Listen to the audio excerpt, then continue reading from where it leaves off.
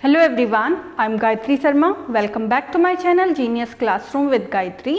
तो last video में हमने देखा था अकाउंटिंग और average rate of return method with average investment देखा था, जहां पर हम स्क्रैप वैल्यू को माइनस कर रहे थे।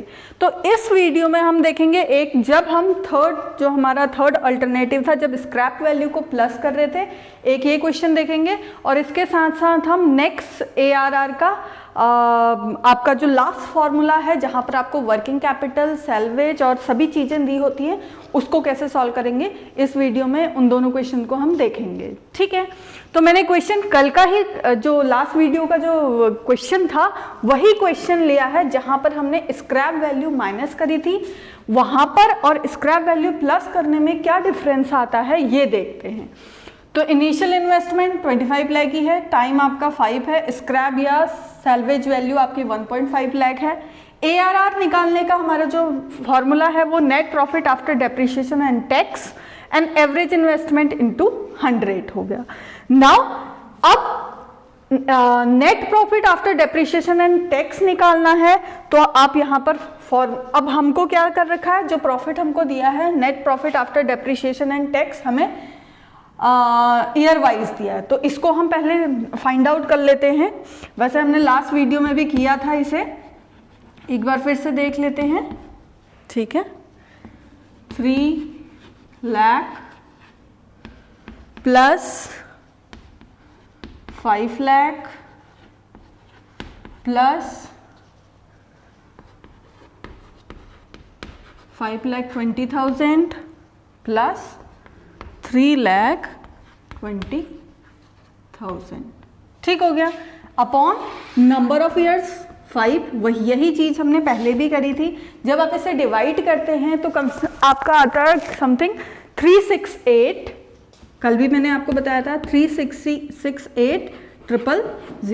तो 3,68,000 रुपीज आपका एवरेज नेट प्रॉफिट आपको मिलता है।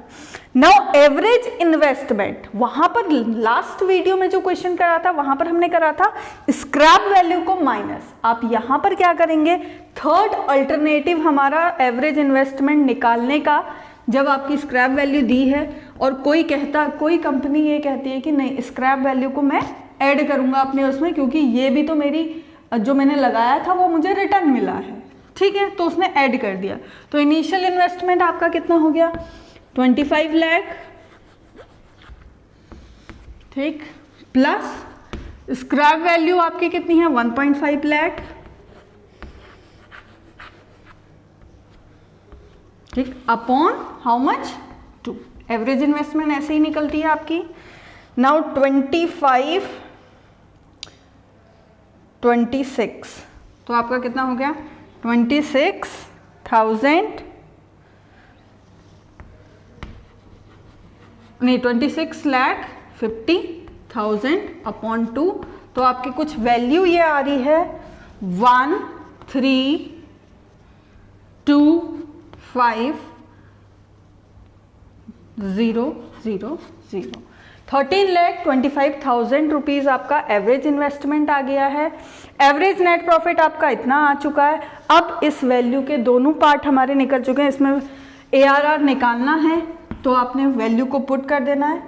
एवरेज नेट प्रॉफिट आपका है 368,000 upon how much, sorry into 100 upon कितना आ जाएगा, आपकी ये जो वैल्यू निकली है 13,25,000।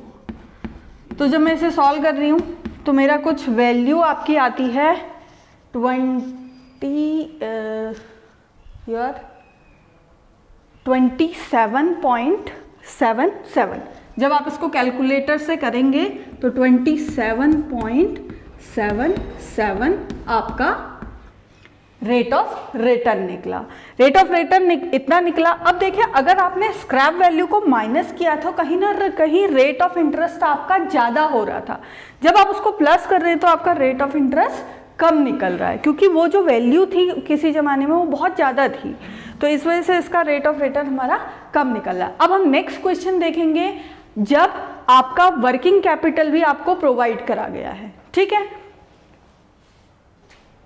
तो नेक्स्ट क्वेश्चन मैंने यहाँ पर लिख लिया है एवरेज रेट ऑफ इंटरेस्ट का एवरेज इन्वेस्टमेंट में, क्योंकि ओरिजिनल इन्वेस्टमेंट में सेम होगा, 4 के 4 जितनी भी मैंने अल्टरनेटिव बताए हैं आपको क्वेश्चन का, उनमें सभी में सेम होगा, क्योंकि वहाँ पर सैल्वेज वैल्यू माइनस करते हैं ओरिजिनल इन्वेस्टमेंट निकालने के लिए, इनिशियल इन्वेस्टमेंट माइनस ओरिजिनल।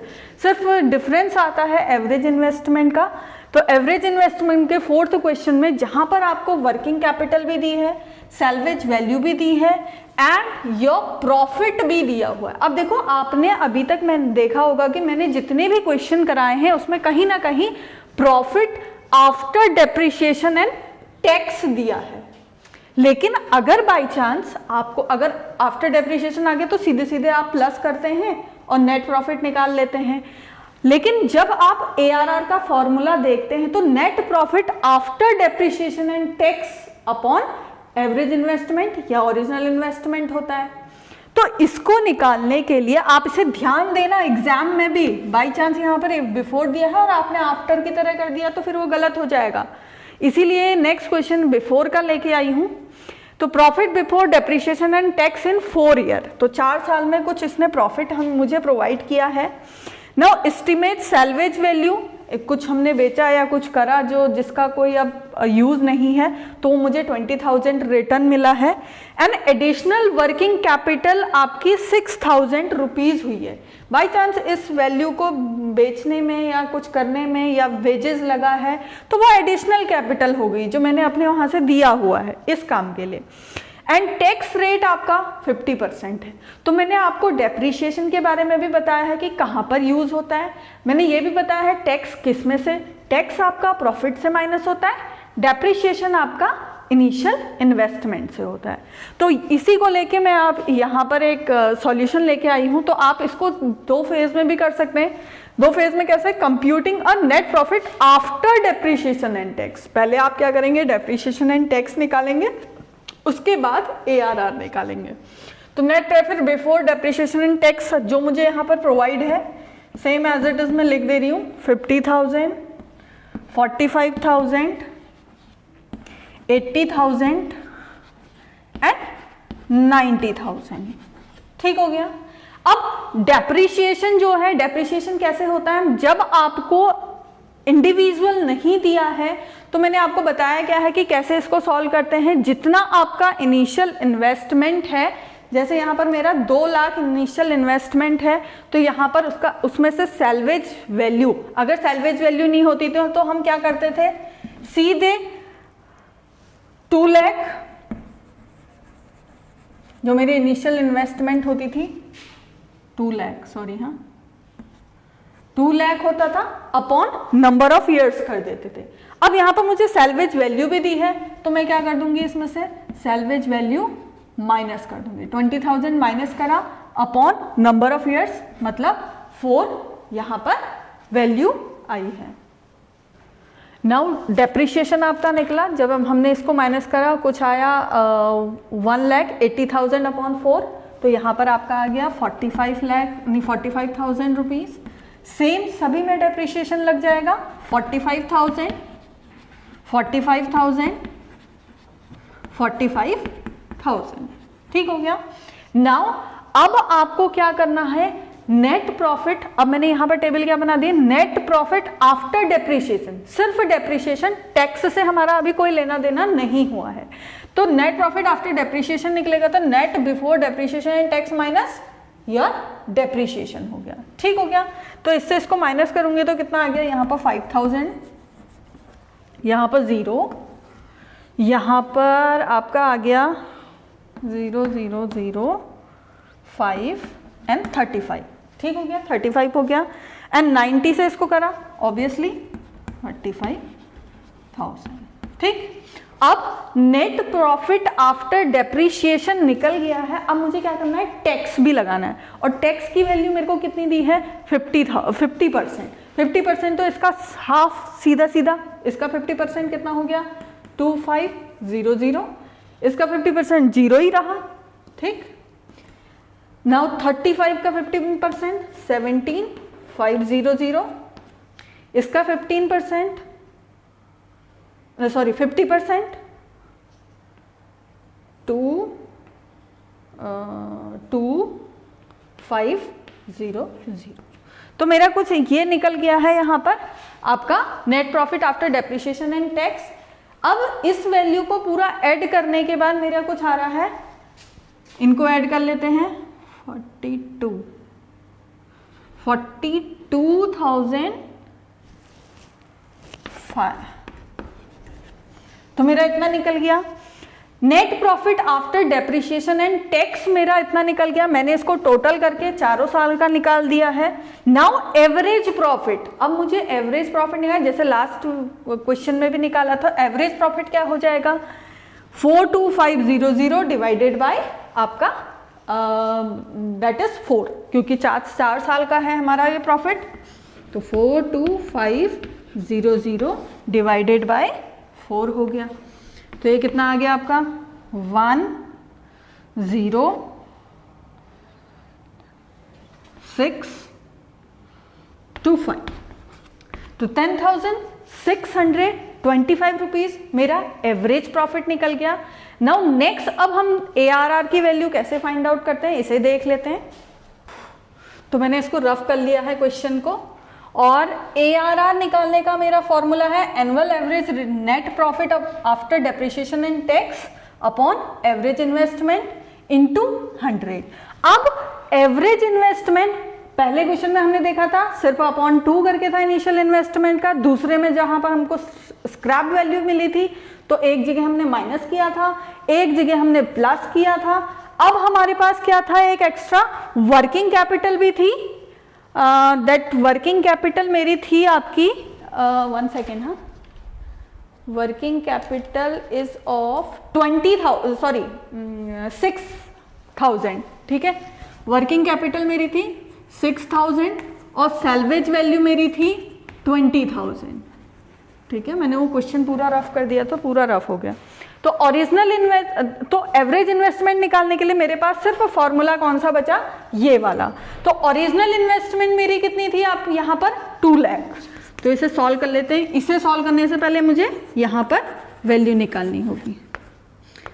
तो 2 लाख माइनस स्क्रैप वैल्यू मेरी है 20,000 अपॉन 2 प्लस, अब स्क्रैप वैल्यू को मैंने यहां पर अगेन प्लस भी किया है, plus additional net working capital मेरी कितनी थी 6,000, ठीक हो गया। इसे पूरा का पूरा सॉल्व कर लेते हैं। ये हो गया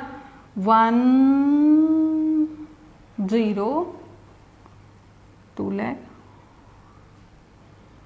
18, हाँ इतना हो गया। 2 लाख का 1,80,000 रुपीज अपॉन 2 प्लस 26,000, ये कितना हो गया 90,000 प्लस 26, ये 9 इससे डिवाइड हो जाएगा तो 90,000 प्लस दिस, तो 116,000, ठीक हो गया। 1,16,000 रुपीज हो गया। तो मेरा एवरेज इन्वेस्टमेंट कितना निकल गया है 1,16,000 रुपया, ठीक हो गया 1,16,000, 1 2 3 4 5 6, ठीक हो गया, ठीक। नाउ नेक्स्ट, अब मैं इस वैल्यू में इसे पुट कर लेती हूँ। तो एवरेज मेरा प्रॉफिट, जो average net profit after depreciation and tax मेरा निकला था, तो वो मेरा था आपका 10625 समथिंग। नाउ इंटू 100 हो गया, एंड एवरेज इन्वेस्टमेंट कितना मेरा निकला 116,000, 1,60,000। अब इसको मैं जब कैलकुलेटर से सॉल्व करती हूं तो कहीं ना कहीं मेरी वैल्यू आ रही है 9.25, 1 second, let me check, 9.15 percentage मेरा रेट ऑफ रिटर्न इसका निकल रहा है। ठीक है। तो हमने जितने भी केसेस ARR के होते थे अल्टरनेटिव एवरेज इन्वेस्टमेंट निकालने के, वो सभी हमने देख लिए हैं कैसे कैसे होते हैं, बिफोर एंड आफ्टर भी देख लिया है। आई होप आपको ARR समझ में आया होगा, और अगर आपको समझ में आ रहा है और आपको वीडियो सही लग रही हैं तो प्लीज़ चैनल को लाइक करें, शेयर करें, सब्सक्राइब करें और ज़्यादा से ज़्यादा शेयर करें। एंड प्लीज़ सपोर्ट कि मेरे को ये भी लगे कि हाँ मैं कुछ अच्छा कंटेंट क्रिएट कर रही हूँ। And thank you very much.